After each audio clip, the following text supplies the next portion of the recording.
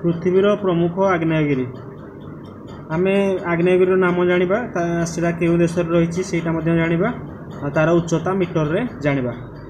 कोटापाक्सी आग्नेयगिरी रहिछि इक्वेडर देश रे जार उच्चता 5896 मीटर।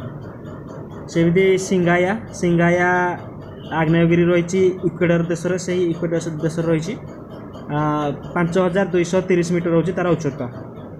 कुचेभस्काया आग्नेयगिरी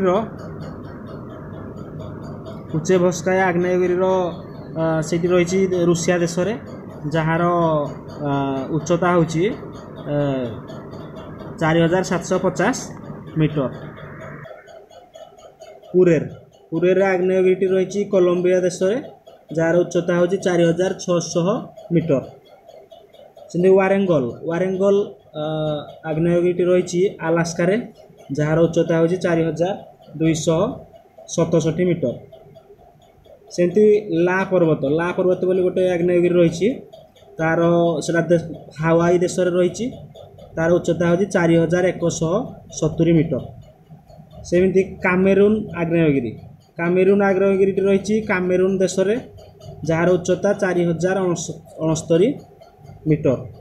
सेपरि एरेबस आग्नेयगिरी रहिछि अंटार्कटिका देश रे जार उच्चता 3718 मीटर।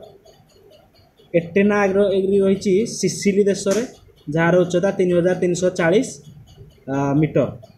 सेभଳି बेकर आग्नेयगिरी रहिछि कामकेडेम देश रे तार उच्चता होछि 3285 मीटर।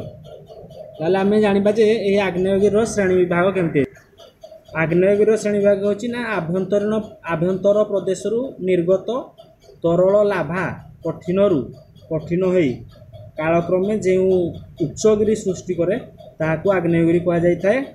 यह 3 भाग रे विभक्त होई